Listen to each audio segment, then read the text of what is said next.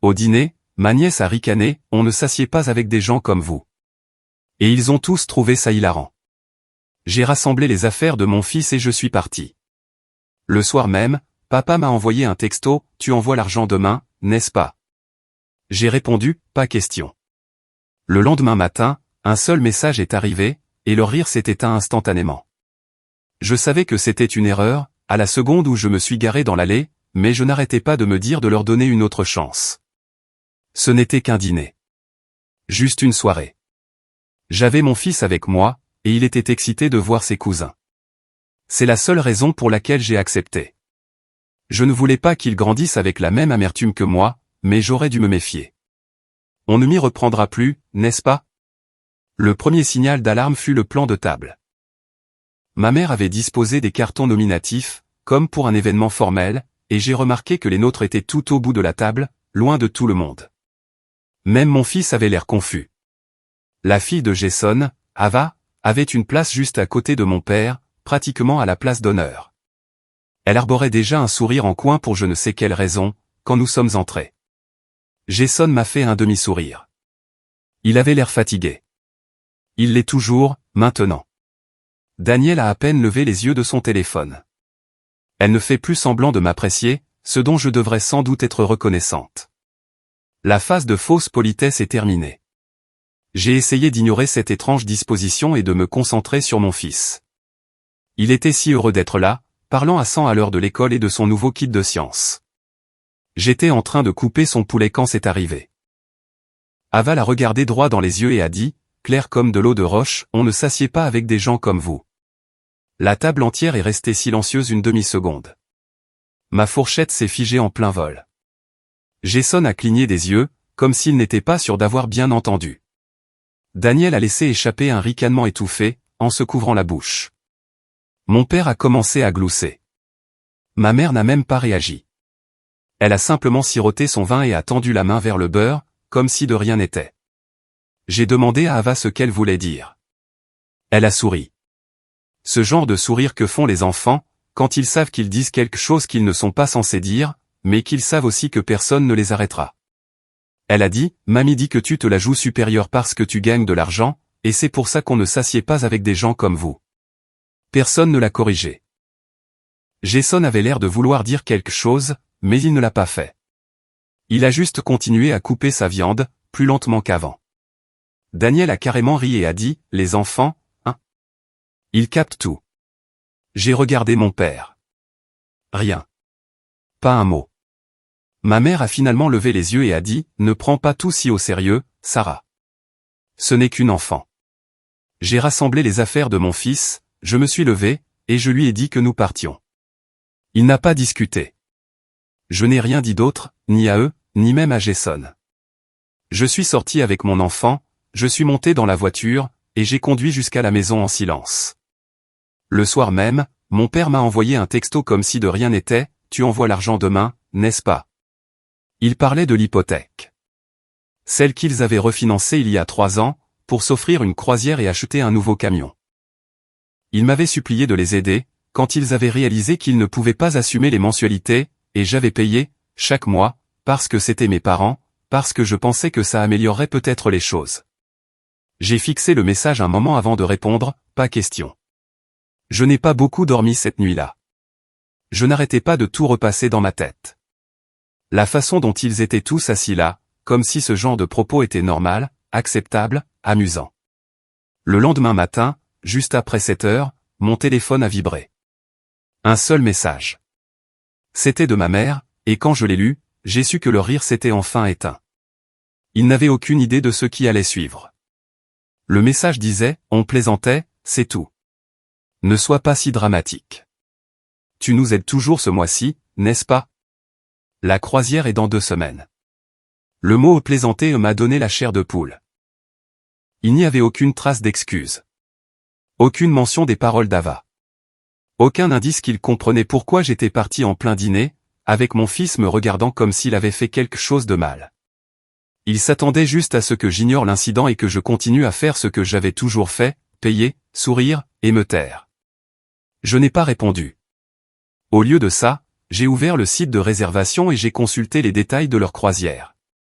Dans 2 semaines, ils étaient censés embarquer sur un paquebot de luxe au départ de Seattle, glacier de l'Alaska, suite en première classe, vue sur balcon. Mon père en avait parlé pendant des mois. Ma mère m'avait envoyé une liste de choses à emporter et m'avait dit de m'assurer que leur tenue de détente était appropriée pour une croisière. Ils n'avaient pas payé un centime pour tout ça. Annuler fut plus facile que je ne le pensais. J'ai suivi le processus en quelques clics et j'ai vu des milliers de dollars disparaître de leur itinéraire. L'argent serait remboursé sur ma carte. Je ne me suis pas senti mal, pas même un peu. J'aurais dû le faire à l'instant où ils ont ri de mon fils. Ensuite, j'ai appelé la banque. J'avais mis leur hypothèque en paiement automatique, une chose que j'avais mise en place l'hiver dernier, lors d'une crise de larmes de ma mère à l'idée de perdre la maison. Elle ne pleurait pas pour moi. Elle pleurait pour elle-même. J'ai arrêté ce paiement aussi. Sans avertissement, sans explication. Et puis, j'ai attendu. 2 jours se sont écoulés. Le 3e jour, ma mère a appelé. J'ai laissé sonner. Puis est venu le message vocal, « Salut ma chérie, il y a un problème bizarre avec la compagnie de croisière. Ils disent que la réservation a disparu. Peux-tu vérifier ça? On doit encore choisir nos excursions. » Des excursions? Ce mot aussi m'a marqué. Comme si ce n'était qu'un contretemps dans la planification de leurs vacances, comme si je n'étais pas assise avec mon fils, essayant de lui expliquer pourquoi une enfant de sa propre famille lui avait parlé comme s'il était inférieur. Un autre message vocal, cette fois de mon père, les gens de la croisière disent que la réservation a été annulée. J'espère que ce n'est pas une sorte de punition. On a déjà réservé les vols. Toujours calme, toujours convaincu qu'on lui devait quelque chose. Le 5e jour, le ton a changé. Un long message frénétique de ma mère, criant presque, on a parlé de ce voyage à tous nos amis. Tu nous as mis dans l'embarras. Tu ne nous as même pas parlé avant de faire quelque chose d'aussi extrême. On a besoin de ces vacances. J'ai répondu une fois. C'est tout ce qu'il fallait. Vous n'avez pas payé pour ça. Moi si. Et j'ai changé d'avis.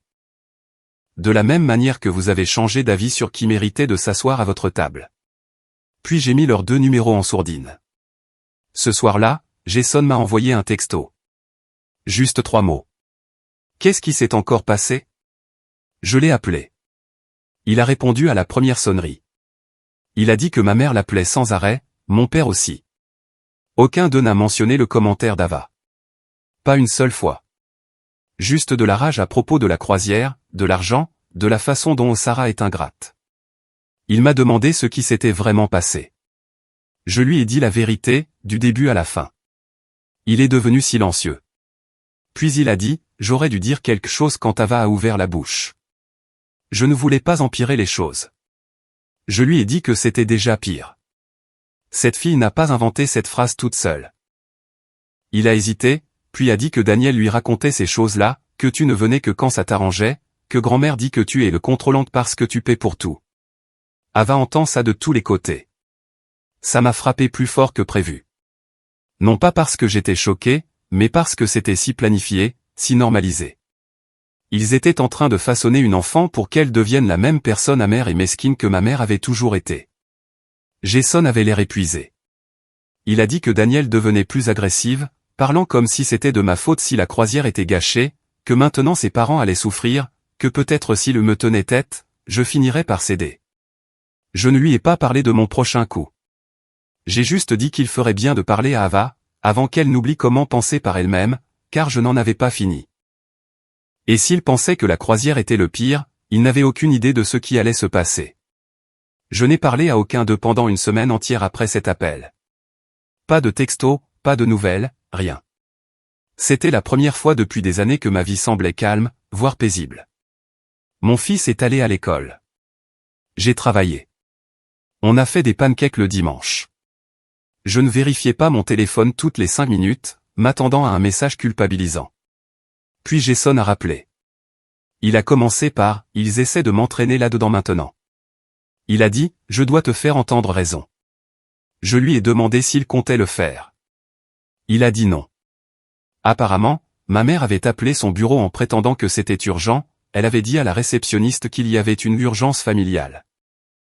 Quand il l'a rappelé, elle s'est mise à pleurer, disant qu'elle et mon père avaient dû annuler leur vol, qu'ils avaient déjà parlé du voyage à tous leurs amis de l'église, et que maintenant ils étaient la risée de leur cercle. Puis elle a mentionné l'hypothèque, a dit qu'ils étaient en retard, et que sans mon soutien, la banque allait saisir la maison. J'ai dit à Jason qu'ils étaient en retard depuis des années, que l'arrêt de mes paiements n'aurait surpris aucun d'eux s'ils avaient pris la peine de regarder leurs finances, au lieu de compter sur moi pour tout régler. Puis je lui ai dit autre chose, quelque chose que je n'avais jamais partagé auparavant, je payais aussi leurs dettes de carte de crédit, discrètement, depuis près de 8 mois. Je ne savais même pas à quoi correspondait la moitié de ces dettes. Je voyais juste les avis de retard s'accumuler dans ma boîte de réception, parce qu'ils utilisaient mon adresse email pour éviter la leur, et je faisais les paiements minimums, parce que je ne supportais pas l'idée qu'ils ruinent leur vie par pure stupidité. Jason est resté silencieux un moment. Puis il a dit, tu dois leur dire que tu as fini. Pas seulement arrêter de payer. Dis-le leur franchement. Ils ont besoin de l'entendre. Alors, je l'ai fait. J'ai envoyé un seul message dans la conversation de groupe familial, la même qu'ils utilisaient pour les projets d'anniversaire, les nouvelles des vacances, et les photos d'Ava avec ses trophées de concours d'orthographe. J'ai dit, avec effet immédiat, je ne fournirai plus aucune aide financière. J'ai annulé tous les paiements, futurs et en attente. Ne me contactez pas pour de l'argent, du soutien ou des explications. Vous avez clairement montré comment vous nous voyez, mon fils et moi. Maintenant, vous pouvez vous débrouiller sans nous. Ma mère a répondu en 30 secondes, comment oses-tu nous mettre dans l'embarras comme ça? On a tout raconté à la famille sur ce que tu as fait. Tu le regretteras. Puis mon père, j'ai toujours su que tu nous tournerais le dos un jour. On espérait juste que tu finirais par ne plus être aussi rancunière. Daniel a aussi ajouté son grain de sel, c'est incroyable, Sarah. Tu punis des innocents parce qu'un enfant a fait une erreur. Grandis un peu. Jason n'a rien dit dans le groupe, mais quelques heures plus tard, il a rappelé. Il a dit qu'Ava commençait à poser des questions, des vraies. Elle avait entendu sa mère dire des méchancetés et lui avait demandé s'il était vrai que je me croyais meilleur que tout le monde. Il lui a dit non, que j'étais la seule à avoir jamais aidé, que j'étais la seule raison pour laquelle ses grands-parents avaient encore une maison, que je l'aimais, même quand les adultes autour d'elle ne savaient pas se comporter. Et c'est là que ça a commencé, l'effondrement. Daniel a explosé contre lui, l'accusant de la manipuler, disant que je le montais contre sa propre famille. Que s'il ne réglait pas les choses, elle irait voir ses parents directement pour tout arranger. Il lui a dit de ne pas s'en soucier. Il a dit, si tu veux prendre leur parti, vas-y. Mais j'en ai fini d'être leur tampon. Sarah n'est pas le problème. Ce sont eux. Et je n'entraînerai pas notre fille dans leur chute. C'était la première fois que je l'entendais prendre parti. Et c'était le mien. L'effondrement était imminent. Je pouvais le sentir. Et je n'étais plus en dessous pour tout recevoir. C'est le lundi suivant que tout a pris une tournure brutale, une que je n'avais pas vue venir. J'étais en réunion pour l'examen du budget au travail quand mon téléphone a vibré 2 fois de suite, d'abord le bureau de l'école, puis un numéro inconnu qui s'est avéré être la ligne directe de la conseillère d'orientation. Je suis sorti immédiatement. Quelque chose en moi savait déjà que c'était à propos de mon fils. La voix de la conseillère était calme mais prudente. Elle a dit que mon fils avait demandé à parler, qu'il semblait contrarié et voulait parler en privé de problèmes de famille. C'est ainsi qu'elle l'a formulé. J'ai conduit jusqu'à l'école sans même réfléchir, la réunion oubliée. Quand je suis entré dans le bureau de la conseillère, il était assis en tailleur par terre avec un livre ouvert sur ses genoux, ne lisant pas, juste tournant les pages. Il a levé les yeux et a dit, Ava est en colère. Elle a dit, c'est de notre faute si sa mamie pleure maintenant. Je me suis agenouillé à côté de lui, j'ai demandé ce qu'elle avait dit d'autre. Il a hésité, puis a ajouté, elle a dit que tu leur as volé de l'argent. C'est pour ça qu'ils sont pauvres maintenant. Elle a dit, tu as tout gâché. J'ai eu l'impression qu'on me lâchait un poids de plomb sur la poitrine. Je ne l'ai pas laissé le voir. Nous sommes partis ensemble. J'ai dit à l'école que je le garderais à la maison pour le reste de la journée. Ce soir-là, j'ai appelé Jason, je lui ai raconté ce qui s'était passé. Au début, il n'a rien dit. Puis il a soupiré et a demandé si c'était arrivé pendant le déjeuner. J'ai demandé pourquoi. Il a dit que Daniel était allé la chercher ce jour-là, pour la première fois depuis des mois. Ce n'était pas un hasard. Je suis resté à l'autre bout du fil, abasourdi. Puis il a dit quelque chose que je n'attendais pas du tout, je me sépare d'elle. J'ai cru avoir mal entendu, mais il l'a répété, clairement cette fois. Il a dit qu'il avait parlé à un avocat, qu'il ne voulait pas qu'Ava soit élevée dans cet environnement, que Daniel n'était plus la même personne. Ou peut-être ne l'avait-elle jamais été, et il ne l'avait tout simplement pas vue. Elle chuchotait du poison à l'oreille de leur fille, probablement depuis des années, mais ça empirait. Et maintenant, Ava disait ces choses à voix haute, à l'école, à un enfant qui ne comprenait pas ce qu'il avait fait de mal, si ce n'est être né d'une mère qui ne se laisserait plus faire. Jason a dit que Daniel avait commencé à parler de la façon dont Sarah a toujours eu le contrôle et que quelqu'un doit la remettre à sa place. Elle s'était rapprochée de ma mère dernièrement, de trop près. Elle parlait tous les jours, se plaignant de moi, de la façon dont Jason ne me gérait pas, comment il m'avait permis de mettre la famille dans l'embarras. Puis est venue la partie la plus inattendue.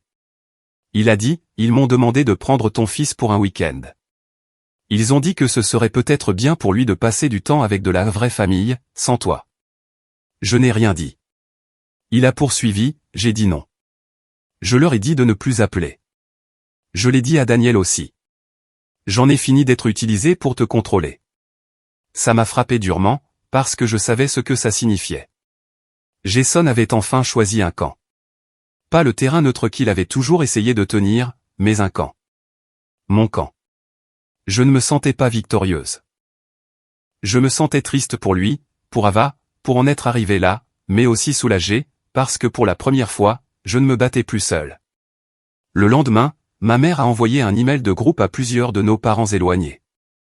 Je ne l'ai su que parce que ma cousine Mélissa me l'a transféré. L'email était plein de mensonges, que j'avais volé leur argent, annulé leur voyage par dépit, et que j'essayais de monter l'enfant de Jason contre sa propre mère. Elle a même joint de fausses captures d'écran de textos que je n'avais jamais envoyés. L'email de Mélissa disait, « J'ai pensé que tu voudrais savoir ce qui se dit sur toi. » Elle a l'air complètement instable. Ne t'inquiète pas, je n'en crois pas un mot. Puis elle a ajouté, « Si jamais tu veux expliquer ta version des faits au reste de la famille, je t'aiderai, parce que ça. C'est moche, et ce n'est pas de ta faute. » Ça a tout changé. Je n'ai pas répondu aux mensonges de ma mère. Je n'ai pas envoyé de suivi. J'ai laissé faire. Mais plus tard dans la nuit, Jason m'a envoyé un texto, j'ai dit à Daniel que je voulais la garde exclusive. Elle a pété les plombs. Elle a dit que tu me manipulais. J'ai répondu, non, j'ai juste enfin commencé à écouter. Ils nous avaient sous-estimés tous les deux pendant des années, et maintenant, ils allaient apprendre ce que ça donnait, quand les deux personnes qu'ils méprisaient le plus arrêtaient de jouer le jeu. Je pensais que ça se terminerait après l'annulation de la croisière. Je pensais que perdre l'argent suffirait à les faire reculer, à penser leur plaie et à me blâmer en silence. Mais je leur ai accordé trop de crédit. Les gens comme ça ne lâchent pas l'affaire. Pas quand ils ont bâti toute leur identité sur les personnes qu'ils peuvent manipuler. Ça a commencé discrètement. Une alerte de fraude de ma banque. Quelqu'un avait essayé de se connecter à mon compte en utilisant un ancien mot de passe que je n'utilisais plus depuis des années, le genre de mot de passe que j'avais partagé avec mes parents à l'époque où je les aidais à payer leurs factures en ligne. J'ai ignoré, j'ai tout changé, j'ai verrouillé les comptes, déplacé des fonds. Puis j'ai reçu un email de la compagnie de croisière. Pas le mien, celui de ma mère. Elle avait essayé de réactiver la réservation annulée en utilisant mon numéro de confirmation. Elle a même donné mon nom. Elle devait espérer qu'il la laisserait arranger les choses sans avoir besoin de la carte d'origine. Le représentant de la croisière a dit qu'il l'avait signalé parce qu'elle était en colère et peu coopérative quand ils lui ont dit que la réservation n'existait plus. 2 jours plus tard, j'ai trouvé une lettre dans ma boîte aux lettres. Pas un texto, pas un email, une vraie lettre, de l'écriture de ma mère. Elle faisait 5 pages. La première page listait les choses qu'elle disait que je leur devais, de l'argent pour la maison, les courses, même l'essence qu'ils auraient utilisée pour m'emmener à des rendez-vous quand j'étais adolescente. La deuxième page contenait des photocopies de leur plan de croisière avec des notes manuscrites comme « On a rêvé de ça pendant des années », et c'était la seule chose qu'on attendait avec impatience. Les pages 3 et 4 étaient des captures d'écran imprimées de publications Facebook de parents éloignés, des photos de leurs propres vacances en famille, entourées d'encre rouge. Sur la 5e page, elle a écrit « Tu étais censé prendre soin de nous. C'est ce que font les bonnes filles. » Je n'ai pas répondu. Jason m'a appelé un jour plus tard, furieux. Il a dit que Daniel avait commencé à impliquer Ava dans leur dispute, disant des choses comme « Ta tante est en train de déchirer notre famille, et si ton père se souciait de nous, il lui tiendrait tête. Ava était silencieuse avec moi la dernière fois que je l'ai vue. Maintenant, je savais pourquoi. Puis Jason m'a dit quelque chose qui a tout bouleversé. Il a dit qu'il avait reçu une lettre aussi, du prêteur hypothécaire. Apparemment, quelqu'un avait ajouté son nom comme co-emprunteur sans son consentement. C'était enfoui dans une série de documents modifiés, soumis le mois dernier. Quand il a demandé les documents, c'était là, son nom, sa fausse signature. Ils avaient utilisé de vieux documents qu'il avait signés des années auparavant comme modèle et avaient falsifié le reste. Ils ont utilisé le nom de leur propre fils pour gagner du temps auprès de la banque. Jason a conduit directement chez eux. Je n'ai pas demandé ce qui s'était dit, mais je pouvais le deviner. Il m'a appelé après, la voix plus basse que d'habitude, calme de cette manière qu'ont les gens quand ils ont franchi une ligne intérieure et ne regardent plus en arrière. Il a dit, je porte plainte si la banque n'annule pas. J'ai déjà signé une déclaration sous serment. Ils ont commis une fraude, Sarah. C'est ce que c'est. Il a dit à ma mère et à mon père de ne plus jamais le contacter. Il a dit qu'il prendrait Ava à plein temps si nécessaire. Danielle est devenue folle quand elle l'a appris, l'accusant de elle abandonner tout comme j'ai abandonné la famille. Puis ce fut l'avalanche. Ma mère, par désespoir ou par orgueil, probablement les deux, a envoyé un email de masse à tous les parents de son carnet d'adresses. Elle a dit que Jason s'était retourné contre eux, que je l'avais manipulé pour qu'ils coupent les ponts, a prétendu que je les faisais chanter, que nous leur volions leur maison sous leur nez en guise de punition pour un dîner qui ne s'était pas parfaitement déroulé. Ma cousine Mélissa m'a envoyé l'email, l'a transféré avec une seule ligne, elle a l'air complètement instable. Tout le monde le sait maintenant. Ce soir-là, Jason m'a envoyé un texto, ils ont dit à la banque que j'avais fait les paiements l'année dernière. Ils disent que tu as menti, que tu leur as volé de l'argent. Je ne savais pas jusqu'où ils iraient, mais si. Je savais exactement jusqu'où, car quand la manipulation ne fonctionne plus, les gens comme nos parents ne reculent pas. Ils redoublent d'efforts et essaient de tout brûler autour d'eux. Mais cette fois, Jason et moi n'étions pas inflammables. Ils n'avaient pas d'argent, plus d'aide, plus personne à menacer. Et l'enquête de la banque était désormais réelle. Leur maison serait probablement saisie dans les 2 mois. L'avocat de Jason leur avait déjà notifié que des poursuites judiciaires étaient sur la table. Ce n'était plus juste un drame familial. C'était criminel. Et malgré tout ça, pas une seule excuse, pas un seul moment de réflexion. Ils n'avaient pas peur de nous perdre. Ils avaient peur de paraître avoir échoué à nous contrôler. Mais la vérité, c'est que nous n'avions jamais vraiment été à eux, pour commencer. La tentative finale est venue, enveloppée de désespoir, et elle était pathétique. Jason avait déjà arrêté de répondre aux numéros inconnus, mais ce matin-là, un est passé. C'était notre père, empruntant le téléphone d'un ami. Jason a répondu par habitude et l'a mis sur haut-parleur. J'étais assise dans la cuisine avec lui, buvant du café pendant qu'Ava et mon fils jouaient dans la pièce à côté.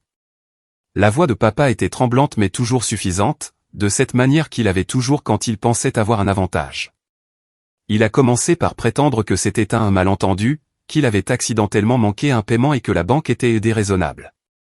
Il a dit qu'il n'était pas trop tard pour arranger les choses. Puis il en est venu à la vraie raison de son appel. Jason, si tu passes juste un appel à la société de crédit, dis-leur que tu t'en occupes maintenant, ils vont lâcher l'affaire. Ils ont juste besoin d'être rassurés. Tu n'as même pas besoin de payer quoi que ce soit pour l'instant. Sois juste l'adulte dans la pièce pour une fois. Jason n'a pas répondu.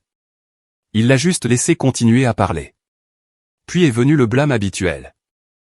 Ta sœur a transformé ça en quelque chose que ça n'avait pas besoin d'être. Elle a toujours été comme ça, a toujours pensé qu'elle était meilleure que tout le monde. Elle t'a rendu faible. Et c'est là que Jason a raccroché. Nous sommes restés en silence une seconde. Aucun de nous n'était en colère. C'était juste. Fini. C'était la dernière fois que l'un de nous a répondu à un de leurs appels. 3 semaines plus tard, la saisie est devenue officielle. La maison a été mise en vente par la banque. Ils étaient dehors. Et il s'est avéré qu'ils n'avaient pas fait un paiement complet depuis près de 9 mois. Ils avaient bricolé des paiements partiels, retardés, déviés, en espérant que je ne remarquerais rien. Ils pensaient vraiment que j'interviendrais à la dernière minute. Ils m'avaient déjà vu le faire, les tirer d'affaire, payer en silence juste pour arrêter le chaos. Mais pas cette fois. Après ça, ils ont emménagé dans un appartement en location dans la ville voisine, beaucoup plus petit, sans jardin. Je l'ai appris de Mélissa, qui m'a aussi dit que notre mère racontait à tout le monde que nous avions volé la maison et que nous les avions coupés du monde du jour au lendemain. Selon sa version, Jason et moi avions toujours été instables. J'étais contrôlante et froide, et Jason était sans caractère et manipulé par sa sœur. Et le plus fou? Certaines personnes l'ont cru. Quelques cousins m'ont bloqué. Une tante m'a envoyé un message disant « Je suis tellement déçu de la façon dont tu as traité tes parents après tout ce qu'ils ont fait pour toi. » Tout ce qu'ils ont fait. Je n'ai même pas répondu. Jason l'a mieux dit, laisse-les croire ce qu'ils ont besoin de croire. La vérité ne se soucie pas de qui y croit. Daniel a aussi essayé de faire un retour. Après que Jason a demandé la séparation légale et la garde exclusive, elle a soudainement décidé qu'elle voulait redevenir une famille. Elle l'a supplié de reconsidérer. Mais Ava avait cessé de demander après sa mère, avait cessé de sursauter quand les portes claquaient, avait cessé de m'appeler en pleurant quand elle surprenait une autre dispute. Jason n'a pas changé d'avis. Quand Ava est venue le premier week-end après son déménagement, elle a apporté un dessin. C'était elle, mon fils, Jason et moi, nous tenant la main devant une petite maison avec un grand arbre. Elle a dit qu'elle préférait ici. C'était plus calme. Et c'est là que j'ai su que nous n'étions pas seulement libres. Nous étions en train de guérir. Tous. Fini les comptes bancaires avec des virements secrets. Fini les dîners où je devais faire semblant que l'enfant de quelqu'un d'autre ne venait pas de traiter mon fils de gens comme vous. Fini les secondes chances pour des gens qui n'avaient jamais mérité la première. Nos parents, ils ont toujours leurs histoires, leurs fausses excuses qui ne sont que des insultes enrobées de culpabilité, leurs demi-vérités et leurs manipulations, leur besoin constant de contrôler une famille qui ne les inclut plus. Ils continueront à répandre leurs mensonges lors des réunions et des fêtes auxquelles nous n'assisterons pas, probablement jusqu'à ce qu'ils ne soient plus là. Mais les seules personnes qui les croient encore sont celles qui ne nous ont jamais vraiment connus, de toute façon. Jason et moi, nous vivons nos vies maintenant, sans vérifier nos téléphones toutes les heures, sans appel d'urgence, sans nettoyage de crise. On n'est plus empêtré dans leur bazar. On est parti, et quand on a regardé en arrière, il ne restait plus rien. La mise à jour, ça fait quelques mois que tout s'est effondré. Je ne prévoyais pas de mettre quoi que ce soit à jour. On s'est concentré sur le maintien du calme, de la stabilité. Mais quelque chose s'est passé la semaine dernière qui m'a finalement fait rire. Un vrai rire. Le genre que je n'avais pas ressenti depuis des années. Apparemment, nos parents ont dit à tout le monde que Jason était revenu pour les aider. Ils ont même prétendu qu'il avait emménagé temporairement pour reconstruire la famille. Ils ont utilisé ce mensonge pour culpabiliser un autre cousin afin qu'il se porte garant pour un nouveau bail d'appartement, après qu'il se soit fait expulser de leur location. Le problème, c'est ce cousin. Elle a croisé Jason à l'épicerie le week-end dernier, dans une ville complètement différente. Jason a dit qu'elle avait l'air confuse et lui a demandé comment se passait son retour à la maison. Quand il lui a dit la vérité qu'il n'avait pas parlé à nos parents depuis des mois, qu'il avait la garde exclusive d'Ava, et qu'il n'avait pas mis les pieds dans leur appartement ou leur ville depuis la saisie, son visage s'est apparemment figé. Elle a dit qu'elle venait de prêter $2000 à nos parents pour les aider à se remettre sur pied. Jason m'a appelé ce soir-là. On est juste resté là, à rire au téléphone. Un rire silencieux, amer, cathartique. Il monte toujours, tire toujours les ficelles. Mais maintenant, les ficelles se cassent. Un par un, les gens voient les fissures. Et le meilleur dans tout ça? On n'a pas eu à lever le petit doigt.